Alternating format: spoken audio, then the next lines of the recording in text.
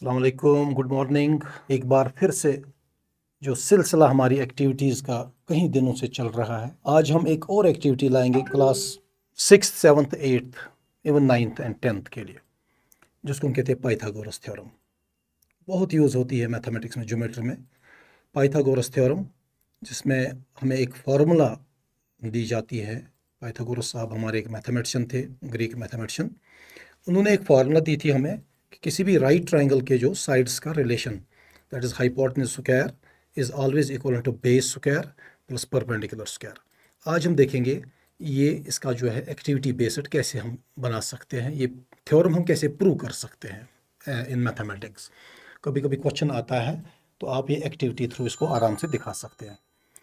So here it is Pythagoras theorem. हमारे बचपन से ही आप पढ़ते हो, 6th क्लास ऑनवर्ड्स में ही पाइथागोरस थ्योरम का कॉन्सेप्ट दिया जाता है कि अगर हमारे पास एक राइट ट्रायंगल दिया होगा, you know the longest side is hypotenuse, okay, 90 के अपोजिट वाला साइड होता है, तो एक रिलेशन इनको आपस में कनेक्ट करवाती है स्क्वायर्स। अगर हम स्क्वायर्स रिमूव करेंगे तो ये फार्मूला काम नहीं करती है। तो इन स्क्वायर्स का कॉन्सेप्ट क्या है वो हम इस एक्टिविटी में समझेंगे। ये स्क्वायर्स क्यों लगाए जाते हैं, इसके बगैर ये फार्मूला क्यों नहीं काम करेगी। ओके, तो मेरे साथ जुड़े रहे आप इस फार्मूला के साथ, इस एक्टिविटी के साथ। So I will prove this theorem for triangle. आप किसी भी ट्राइंगल के लिए इसको यूज़ कर सकते हो। फिलहाल मैंने समझाने के लिए यहाँ एक राइट ट्राइंगल उठाया है जिसका हमने base 4 units, perpendicular 3 units and 5 units hypotenuse रखा है। तो अगर हम नॉर्मली इसका सॉल्यूशन देंगे, हम नॉर्मली क्या लिखते हैं, 5 square is equal to 4 square plus 3 square. तो मगर एक्टिविटी बेस्ड कॉन्सेप्ट क्या है इसके पीछे लॉजिक क्या है, ये किस तरह ये फार्मूला काम करेगी। आपने अभी देखा एक ट्राइंगल मैंने लिया था जिसमें 4 साइड था, एक बेस, 3 यूनिट था उसका परपेंडिकुलर और 5 यूनिट था उसका हाइपोटेन्यूज। बहुत ही आसान है फार्मूला को सॉल्व करना यानी प्रूव करना। हम क्या करेंगे, कोशिश जो स्क्वायर का मैंने आपको अभी कॉन्सेप्ट दिया था, हम ये स्क्वायर्स बनाने की यहाँ कोशिश करेंगे। देख लीजिए, बेस 4 यूनिट्स थी तो we will draw a 4 unit square. Square में आपको पता है all side should be equal. तो हम क्या करेंगे, 4 यूनिट का हम एक स्क्वायर बनाने की कोशिश करेंगे। इसमें बेस BC4 थी तो हम एक स्क्वायर इसका बना सकते हैं, ऑल साइड्स इक्वल, यानी ये साइड भी इसका 4 होगा, ये साइड भी इसका 4 होगा, ये साइड भी इसका 4 होगा। ये हमने बेस पे एक स्क्वायर खींच लिया है। उसके बाद हम इसको 4 यूनिट्स है तो हम इसके 4 छोटे छोटे स्क्वायर्स बना सकते हैं, each with unit 1 centimetre length या 1 मीटर लेंथ, जो भी है 1 यूनिट।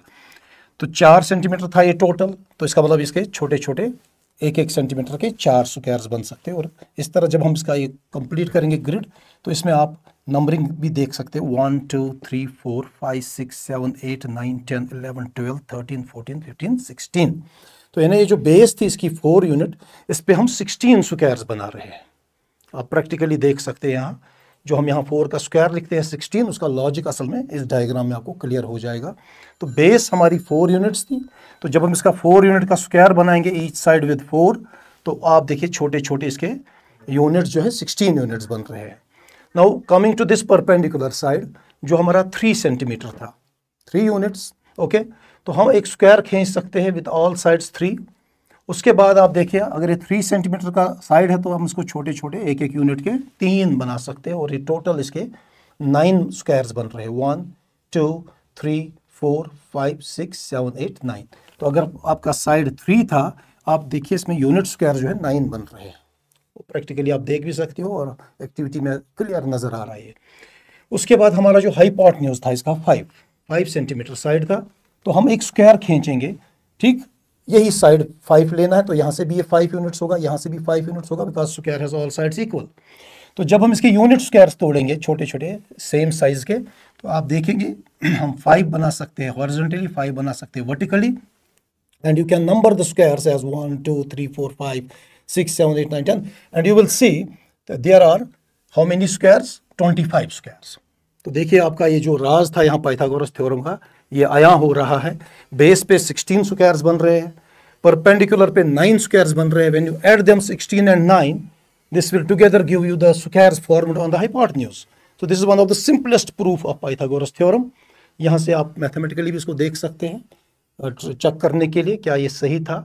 आपका हाइपोटेन्यूज 5 था, सो यूजिंग द फॉर्मूला जो हम लगाते हैं 6th 7th में, 5 square will be 4 square plus 3 square, 5 square is 25, 4 square is 16 plus 9, तो 25 इक्वल्स 25। मगर ज़्यादा बेहतर है कि आप इस एक्टिविटी में आप इसको स्क्वायर्स गिन के देखिए। बेस पे 16 स्क्वायर्स बन गए हमारे, परपेंडिकुलर पे 9 स्क्वायर्स बन रहे थे, and when we add these two together 16 plus 9, तो यहाँ 25 स्क्वायर्स आप देख सकते हैं, यहाँ पर वही 25 स्क्वायर्स बन रहे हैं। So this is the proof of this कि हम स्क्वायर्स करके ही इसको फार्मूला को काम में लाते हैं। Without squares this formula won't work. So आज के बाद जब भी आपको ये एक्टिविटी दी जाएगी पाइथागोरस थ्योरम पे, तो ये सबसे बहुत सारे तरीके हैं इसको प्रूव करने के, बट स्टूडेंट ओरिएंटेड ये सबसे बेस्ट रहता है, क्योंकि स्क्वायर्स तो आप क्लास सेकंड थर्ड क्लास से ही बनाते रहते हैं, तो इसलिए हम स्टूडेंट्स ओरिएंटेड एक्टिविटीज़ ही आपके सामने लाएंगे। So I hope you would like this activity. मगर इन एक्टिविटीज़ का मज़ा तब है जब आप इनको घर में ट्राई करेंगे, बहुत बार ट्राई करेंगे। Thank you.